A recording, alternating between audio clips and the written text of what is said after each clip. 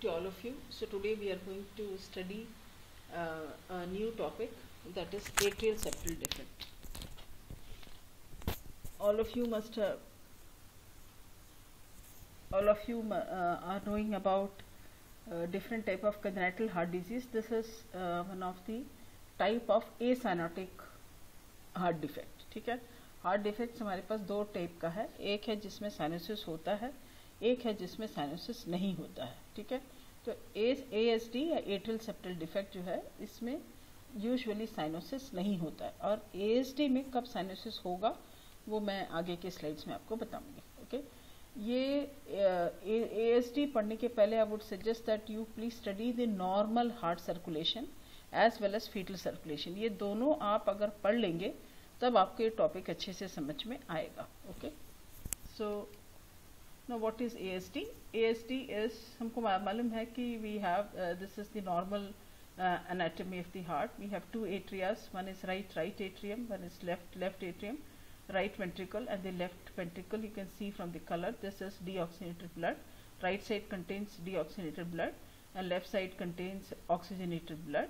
In the right atrium you get the blood from the superior vena cava and inferior vena cava. The deoxygenated blood comes from upper and lower part of the body. फिर right atrium का blood will go to left ventricle, right ventricle, and from the right ventricle यहाँ से pulmonary artery arise ऐसे हुआ, and one will go to the right lung and one will go to the left lung. So this is about right side. Left side में pulmonary vein से oxygenated blood lung से आएगा and it will come to the left atrium. Left atrium का blood will go to the left ventricle and from the left ventricle aorta से पूरे body के circulation में जाएगा. This is normal circulation of the heart. ठीक है, अब यहाँ पे क्या problem है? An atrial septal defect is a hole in the septum which is the muscular wall that separates the heart's two upper chamber. Okay, ये दोनों upper chamber को हम क्या बोलते हैं? Atrium. And you have a septum. Septum मतलब बीच में एक wall है. Now in that wall you have a hole that is called as atrial septal defects. Okay, so an atrial septal defect is a congenital defect. It is from birth, which happens when the septum does not form properly. It is usually called as hole in the heart. Heart में hole है ऐसा layman terms is it is a hole in the heart. ठीक है, पर कहाँ पे hole है? It is present between the two atrias or between the upper chambers. Now ये डायग्राम में आपको बिल्कुल क्लियर कट दिख रहा है. ठीक है, this is right atrium, this is left atrium, this is left ventricle, this is right ventricle. अब देखो यहाँ पे होल है. Okay, you have a hole here. तो जिससे ये डायरेक्शन से आपको क्या ब्लड समझ में आ रहा है कि you have a septum here. Septum में ये सेप्टम पूरा कंप्लीट रहता है, पर अभी सेप्टम में यहाँ बीच में एक होल है. ठीक है, होल बीच में भी हो सकता है, अपर में भी हो सकता है, लोअर में भी हो सकता है. Will talk in different types of ASD in the subsequent slides. ठीक है, अब blood का flow will be from the left atrium to the right atrium. अब आपके दिमाग में आएगा कि why is it so? See, you have a hole, blood from right could go to the left, पर अभी मैं आपको बोल रही हूँ कि left atrium का blood right atrium में आएगा. The reason is after the birth of the baby many changes takes place. आप fetal circulation पढ़ेंगे तो आप fetal circulation पढ़ के फिर आप ये टॉपिक पढ़ना. So I think the concept will be clear. In postnatal changes, there are many changes which are taking place. One of them is systemic circulation बढ़ जाता है. Because of that, left atrium का pressure और right atrium के pressure में फर्क है. Before birth, right atrium का pressure ज़्यादा रहता है left atrium से, पर after birth, ASD हम लोग after birth की बात कर रहे हैं. So after birth, the pressure in the left side is slightly higher than the right side. ठीक है, और फिजिक्स में आपने पढ़ा होगा जहाँ का प्रेशर ज़्यादा है वह हायर साइड का प्रेशर से लोअर प्रेशर वाले एरिया में हमेशा फ्लो होता है. भले वो फ्लूइड हो, एयर हो, जो भी है, it always moves from a area of a higher pressure to a area of a lower pressure. अभी आपको कंसेप्ट क्लियर है why blood is not coming from the right to the left but it is coming from left to right. The reason is left sided pressure is slightly higher as compare to the right side. ठीक है, अब कितना blood आएगा will depend on how big the hole is. ठीक है, hole can be very small as a pin hole, it can be very large as a single atrium also. ठीक है, तो अलग अलग साइज के डिफेक्ट होंगे. जितना छोटा डिफेक्ट होगा उतना कम ब्लड शिफ्ट होगा, the larger the defect, the more blood will be coming to this side. ठीक है, तो अब I think now your concept is clear that ASD you have a hole between right atrium and the left atrium, and blood you have this shifting is called as shunting. Shunting मतलब कहाँ का blood कहाँ जा रहा है. So this is left to right shunt. Left to right shunt. You have to remember one thing. जब तक left to right shunt है साइनोसिस नहीं होगा. जब राइट टू लेफ्ट शंट होगा साइनोसिस 100% होएगा. ठीक है, क्लियर है. मैं आपको पैथोफिजियोलॉजी में एक कंसेप्ट और क्लियर करूंगी. तो now ASD is abnormal opening between two atrium and it is left to right shunt.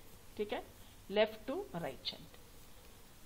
Now अब ये देखो पैथोफिजियोलॉजी ऑफ ASD हम लोग ये दो स्लाइड में पढ़ेंगे. ASD is atrial septal defect, एक होल है. Now blood shunts from left atrium to right atrium. अभी मैंने आपको रीजन बताया. Left sided pressure is slightly higher as compare to right side. तो लेफ्ट का ब्लड कहाँ पे आ गया? Right atrium. अब extra blood is presented right atrium. हमको मालूम है राइट एट्रियम में सुपीरियर वेना कावा और इंफीरियर वेना कावा से ब्लड आता है. कौन सा blood? Deoxygenated blood. Okay, superior vena cava from the upper part of the body and inferior vena cava from the lower part of the body. ठीक है, तो इमेजिन कर लीजिए कि 50 ml ब्लड सुपीरियर वेना कावा से आया, 50 ml ब्लड इंफीरियर वेना कावा से आगे. कितना टोटल कैपेसिटी हो गया? 100 ml. अब ये 100 ml छोड़कर 20 ml शिफ्ट हो गया. कहाँ से? लेफ्ट एट्रियम से राइट एट्रियम में. ओके, तो यहाँ पे अभी क्या है? Extra blood is present in right atrium. Now you have is 120 ml, 130 ml, 140 ml. This all will depend on the size of the defect. Okay, तो यहाँ पे क्या है? Extra blood is present in the right atrium. अभी 100 ml की जगह अभी कितना हो गया? Approximately suppose 120 ml.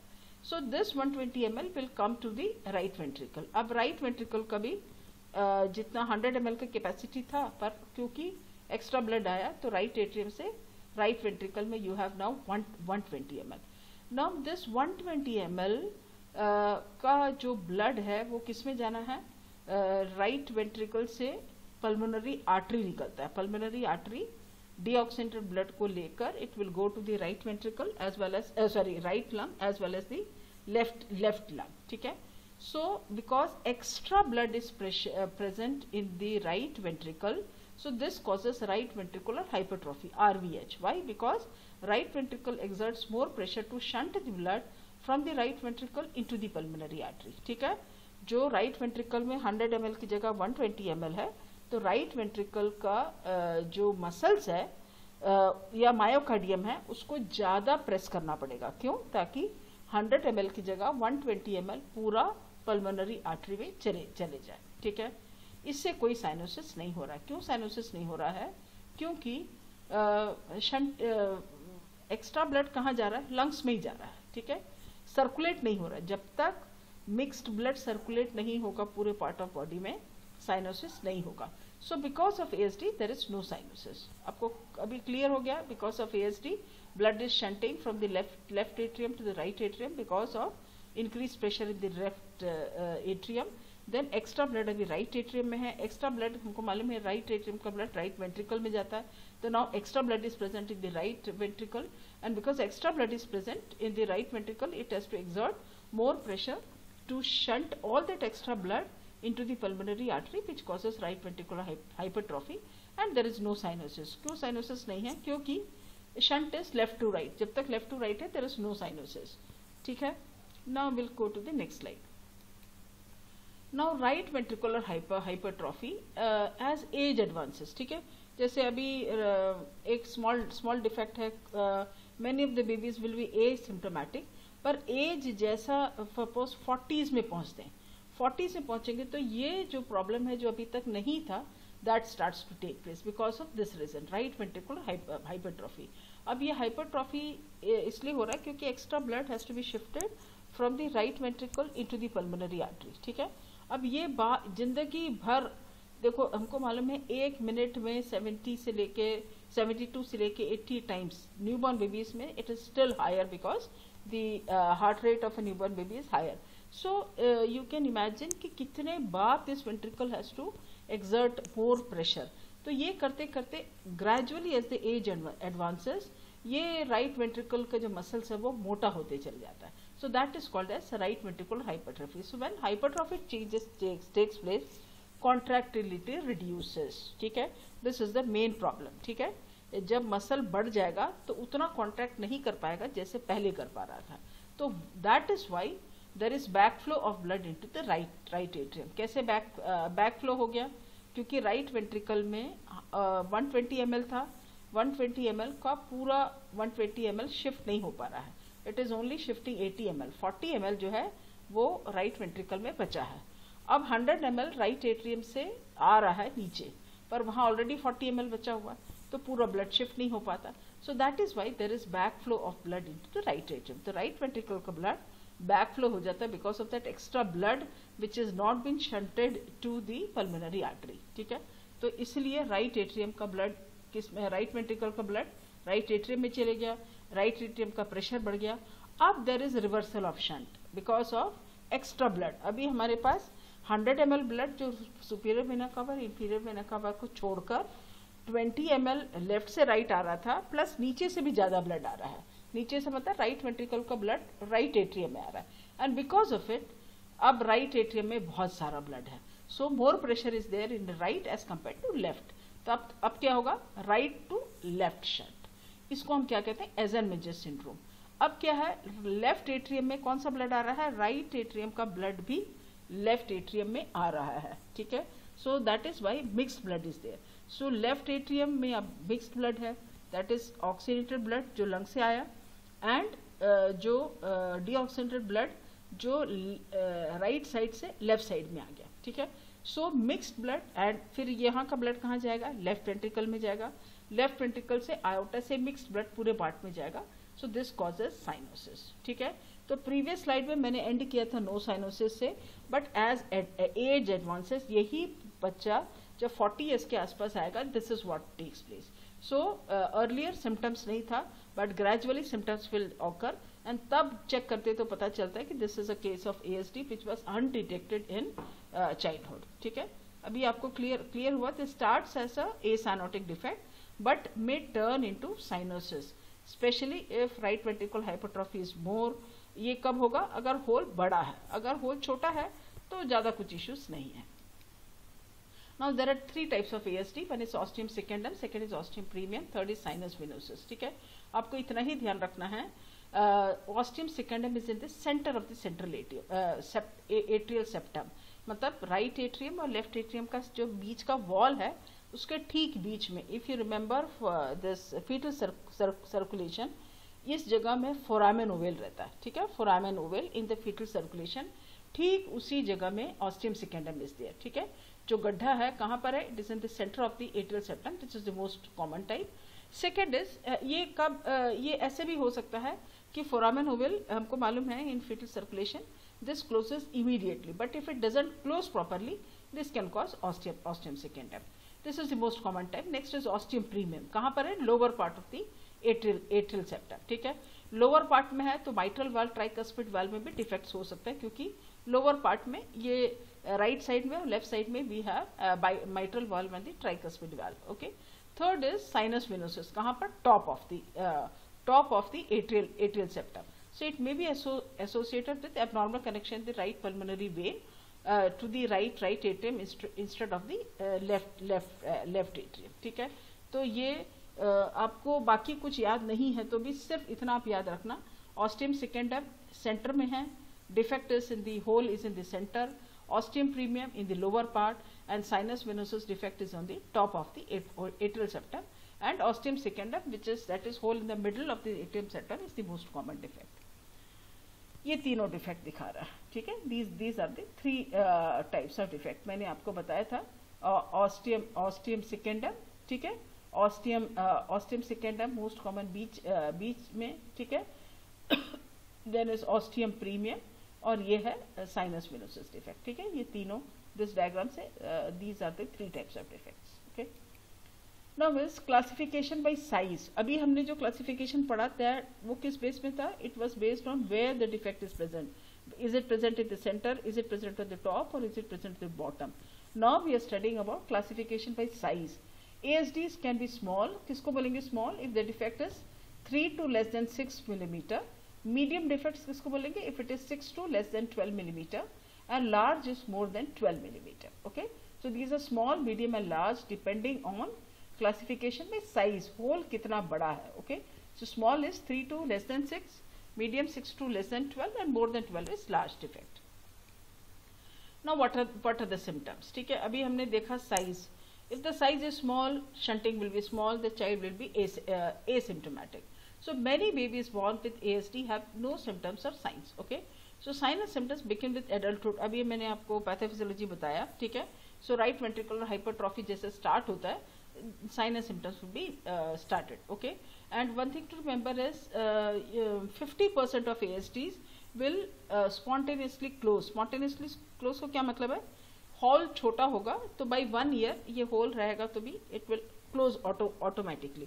तो 50% of the ASD is no longer there by the time the child is a toddler.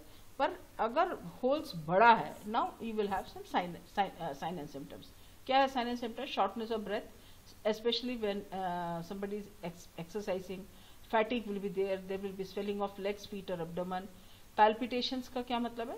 You feel as if your heart is beating, or it can be skipped beats. Skipped beats मतलब ECG लेने से will find कि आपका PQRS जो complex है that will be missing. Okay, skipped beats might be there. Can have stroke or can be heart murmur. What are heart murmurs? These are abnormal heart sounds.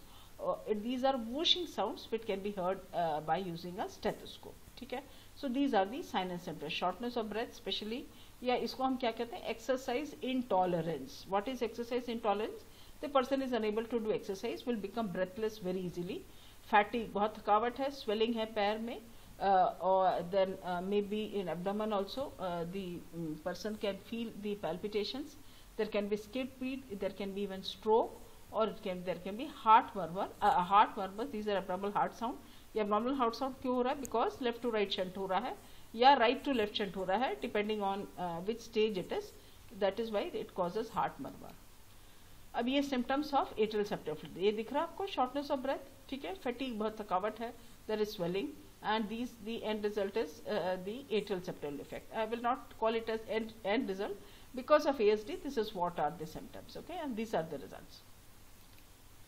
Now what are the diagnostic tests? First is ECG. Okay, this is called as electrocardiogram. ये तो आपने सब किया भी होगा, देखा भी होगा. This is a graph of heart's electrical activity, जो PQRS हम लोग जो देखते हैं. Okay, ECG machine. So this is the most common investigation for any abnormality heart. So ये हम देखेंगे, ठीक है.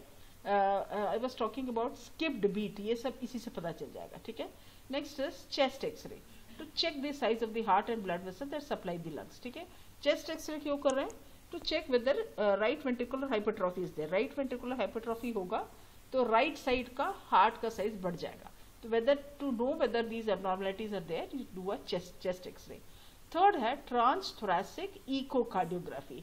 आप लोग अगर ICU में काम किए होंगे तो echocardiography you must have seen, or you can see in your mobile also how it looks like. You have a screen, or if you have assisted in ultrasound, this is similar to that. We have a jelly and we have a transducer.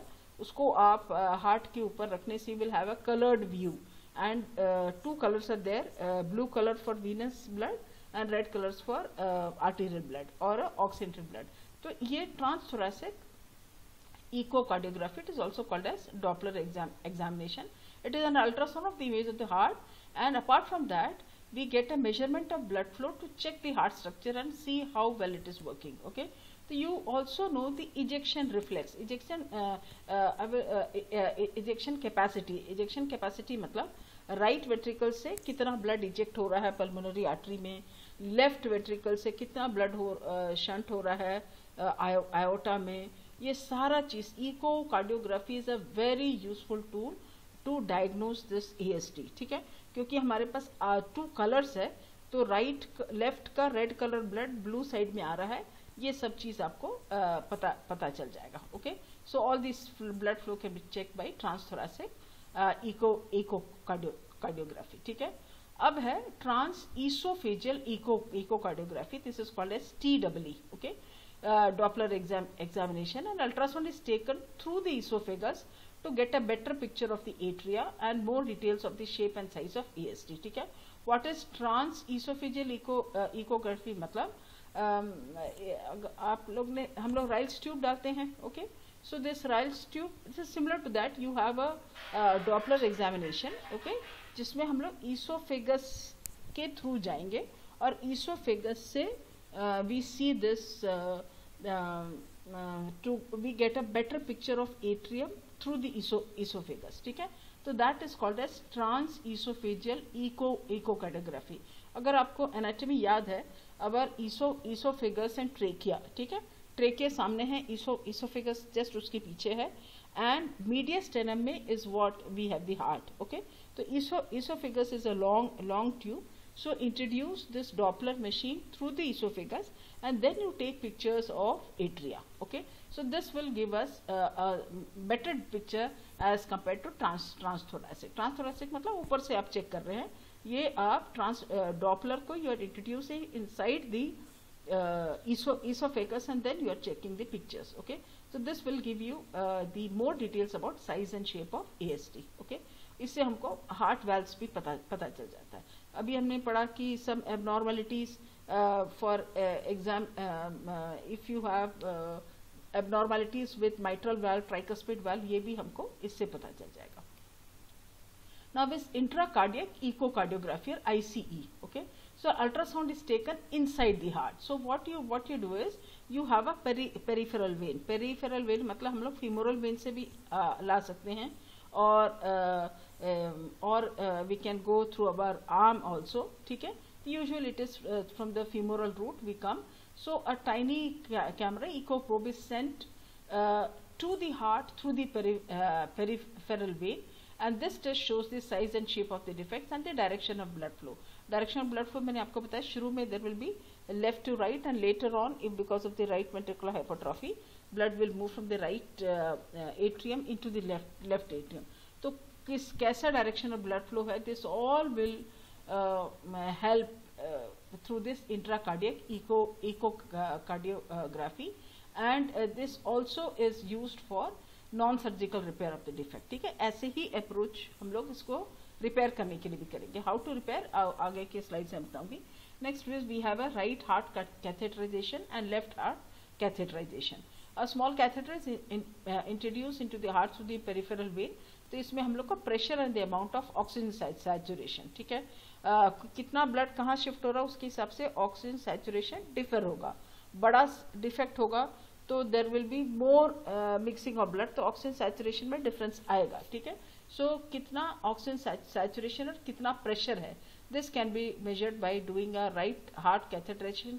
कैसे करेंगे, we introduce you come through the femoral route and finally reach the heart, and then you check these pressures. Left heart catheterization, during this procedure a special dye is sent into the blood vessels of the heart to the catheter, and we can do a angiography, and then also we can find out and through this angiography हमको ये defects भी पता चल जाएगा. Okay, now how to manage is furosemide. What is furosemide? Lasix. Okay, that is 1 mg per kg of body weight, we give BD. ठीक है, ताकि fluid overload को कम किया जा सके. Digoxin is a cardiac glycoside. Digoxin का action है कि कार्डियक कॉन्ट्रैक्टिलिटी को बढ़ाता है. अभी हमने पढ़ा कि in pathophysiology in atrial septal defect there is right ventricular hypertrophy, and right ventricular hypertrophy से कॉन्ट्रैक्टिलिटी ग्रेजुअली कम होता है.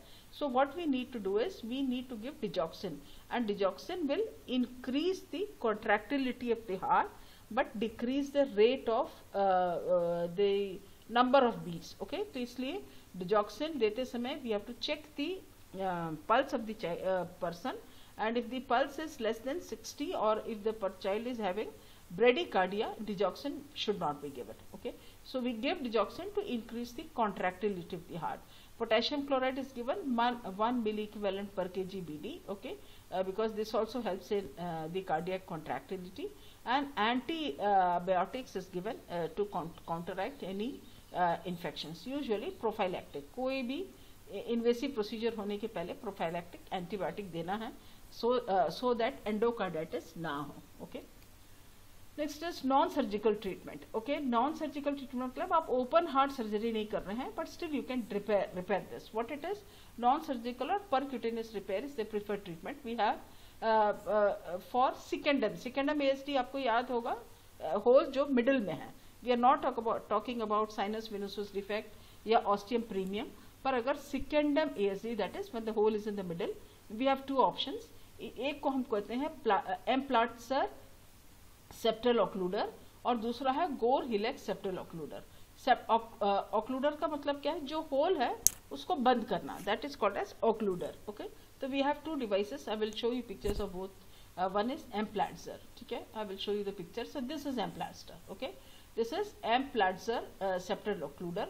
ठीक है, तो इसमें क्या है? What we have is this is, देखो ये एक है and this is the upper part. You have something in between. ये पूरा जुड़ने के बाद फिर ऐसे ही दिखता है. Okay, now I will show you how do we do it. The catheter is inserted into a vein in the leg and advanced into the atrial septum through the defect. ठीक है, आप femoral you come through the femoral vein और finally आप आ जाएंगे कहाँ पर? atrium septum. vein से कैसे आएंगे? with through the inferior vena cava. femoral vein होते होते finally inferior vena cava से होते हुए you enter the heart. Heart में एंटर किए into the right atrium. Right atrium और लेफ्ट एट्रियम के बीच में आपका होल है. ओके, नाउ आप डिफेक्ट तक पहुंच गए. डिफेक्ट में पहुंचने के बाद what you do is, when the catheter is the proper position, the device is slowly pushed out of the catheter. ये कैथेटर के टिप में रहता है ये एम्प्लास्टर डिवाइस, उसको आप बाहर निकालते हैं. उसमें 2 डिस्क है. ठीक है, and what you do is, एक डिस्क को लेफ्ट एट्रियम की तरफ आप रखते हैं, एक डिस्क को आप राइट एट्रियम की तरफ रखते हैं. ठीक है, it is like a sandwich. We have 2 disc, 1 disc on the left side, 1 disc on the right side. ठीक है, and this 2 disc are linked together by short connecting waist. दोनों के बीच में एक कनेक्शन है. ठीक है, so this 2 are linked together और उसको वहां पे लगा देते हैं and we remove this catheter. तो ओवर टाइम क्या होता है? The heart tissue grows over the implant and it becomes a part of the heart, permanently correcting the defects. आपको क्लियर हो गया? What you do is you do a catheter, you enter through the femoral vein से होते हुए finally inferior vena cava से होते हुए you come to the right side of the heart. When you come to the right side of the heart, right side और left side के बीच में होल है, कहाँ पे? बीच में. So what you do is, ये एम्प्लांटर डिवाइस कैथेटर के टिप में है. तो what you do is, आप थोड़ा सा क्रॉस करते हैं लेफ्ट साइड में एक डिस्क रहेगा, राइट साइड में एक डिस्क रहेगा, बीच में एक वेस्ट है. Waist means a connecting structure. So what you do is, ये दोनों स्ट्रक्चर्स को आप कनेक्ट कर देते हैं. तो जो होल है ये कितना बड़ा चाहिए? Again this we have devices. अभी हमने पढ़ा था different types of defects. Okay, so if it is a small to medium defects, this can be used and depending on the size of the defect you choose the size of the Amplatzer. ठीक है, तो इसको आप फिर fix कर लेते हैं. Then you remove the catheter. फिर ग्रेजुअली क्या होता है? हार्ट टिश्यूज इसके ऊपर आ जाता है and it closes the defect. Okay, so this is एम्प्लांटर. Now इसको देखो, this is called as गोर हिलेक्स सेप्टल ऑक्लूडर. गोर हिलेक्स. ठीक है, तो you have a attachment here. ठीक है, ये एक साइड है, ये एक साइड है, and this is where you have the defect. Okay, now the गोर हिलेक्स septal ऑक्लूडर is a disc device that consists of EPTFE. what it is? expanded polytetrafluoroethylene patch. ये इस सामान से बना हुआ है and it is supported by a single nitinol wire frame. जो मैंने ग्रीन वाला बताया था, see this is that wire frame. okay, और EPTE से बना हुआ है ये दोनों चीज. ठीक है, now is the device is put in place with the catheter. same femoral vein से आप आते हैं, finally you come to the right side of the heart. ठीक है, and then this device is put into place. जहाँ defect है वहाँ पर करते हैं and ये जो device है, that is गोर हिलेक्स septal ऑक्लूडर, this closes the defect. So this is same technique, only what we use is different. Okay, but same thing, this will occlude the defect. Third option, so these एम्प्लांटर और गोर हिलेक्स was non invasive. मतलब आपको heart को open करने की जरूरत नहीं था. आपने सिर्फ वेन से मैनेज करते हुए you have managed. But if it is a big defect, तब आपको ओपन हार्ट सर्जरी करना पड़ेगा. ठीक है, So what you do is you have to open the sternum, open the heart, then you come to the right side. फिर defect अगर बड़ा है या ऊपर डिफेक्ट है, दैट इज ऑस्टियम प्रीमियम है, और if it is a sinus venosus defect, then you cannot use this Gore-Helix or you cannot use this Amplaster. So the only option left is you go for open heart surgery. आप defect को close करते हैं, ठीक है. अगर small defect है, हम लोग purse string suture, purse string suture का मतलब है अगर आप लोग ओटी में काम किए हैं and you have assisted in this appendectomy, ठीक है. एपेंडेक्टमी में अगर असिस्ट किए होंगे तो उसमें भी पर्स स्ट्रिंग सूचर करते हैं. पर्स स्ट्रिंग सूचर मतलब आपने ऐसा पर्सेस देखा होगा जिसमें एक स्ट्रिंग चारों तरफ जाएगा और पर्स को क्लोज करने के लिए दोनों साइड से उसको खींचते हैं, तो what happens is the purse closes. तो वैसे ही टाइप का एक सूचरिंग है when you have a small defect. आपका जो सूचर मटेरियल है दैट इज वो पूरे जो होल के चारों तरफ आप करेंगे और उसको दोनों तरफ से खींच देते हैं. So that is called as purse string. ये कब होगा? If you have a small defect. But if it is a large defect, purse string से सूचर नहीं हो पाएगा. Then what you do is you take a Dacron patch. एक Dacron material आता है, उसको आप होल के ऊपर रखते हैं, फिर आप सिलाई कर देते हैं चारों तरफ से, ठीक है. So that is called as Dacron patch. ये दोनों पॉसिबल है if you do a open heart surgery, ठीक है. तो if it is a small defect you close it by purse string suture, purse PURSE STRING, purse string suture, और you use a Dacron patch, ठीक है. This is a synthetic material. और you can even use a pericardium. Pericardium मतलब heart का जो outermost lining है उसको लेकर भी आप पैच बना सकते हैं, okay. Now what is the nursing management? You identify the symptoms, carry out the investigations, अभी हमने देखा, सिम्टम्स हमने देखा.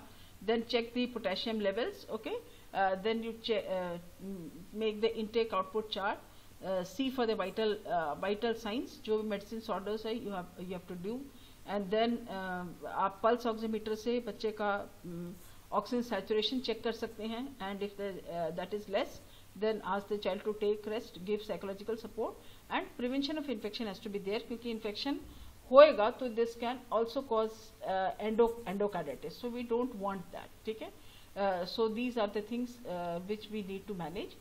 एक चीज मैं आपको बताना चाह रही हूँ, रिम्पल शर्मा का बुक आपके पास होगा, तो इन कार्डियक सिस्टम के लास्ट में they have given a very good nursing care plan on open heart surgery, ठीक है. तो that common nursing care management can be studied for all open heart surgeries, ठीक है. तो वो रिम्पल शर्मा से आप नर्सिंग केयर प्लान आप पढ़ाई कर लीजिए. But in short this is the nursing management, okay. Now, what are the long-term consequences of ASD? There is increased blood flow to the right side of the heart, left to right shunt, ठीक है.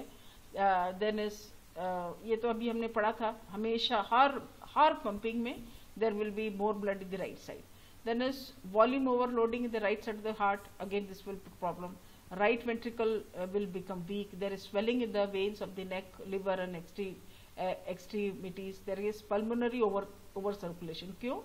क्योंकि extra blood जो right ventricle में था, हर pumping में whenever there is contraction of the right ventricle, extra blood is going to the right and left lung. For example, right lung का capacity 50 ml है, left lung का capacity 50 ml है, तो 50 ml की जगह 60 ml या 70 ml depending on defect कितना बड़ा है, हर पंपिंग में extra blood is going to the lungs, and this causes pulmonary over circulation. इससे क्या होगा? पल्मोनरी कंजेशन हो जाएगा and chest infections will increase, okay. Then pulmonary hypertension भी हो जाएगा because of the high pressure of the blood vessels in the lungs. One thing to remember is lungs का blood vessels जो है बहुत ही पतले रहते हैं, क्योंकि तभी गैस एक्सचेंज हो पाएगा. तो if you have extra blood, so this causes development of high pressure which causes pulmonary hypertension.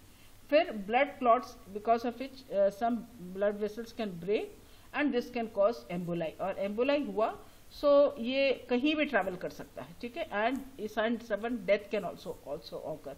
Then is irregularities of heart rhythm. क्यों? क्योंकि stretching हो गया. हमको मालूम है, अगर आपको conduction system आपको पता है, SA नोड से AV नोड जो कंडक्शन सिस्टम है, सो वो ठीक से काम नहीं करने से there can be irregularities in the heart rhythm and there can be sudden unexplained cardiac death due to anything else. ठीक है.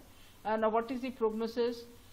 Life expectancy is not normal with अगर जब तक सर्जरी नहीं किया है, ठीक है, तब लाइफ एक्सपेक्टेंसी उतना नहीं है. But if surgery is done, many patients they live till advanced age. कोई issue नहीं है.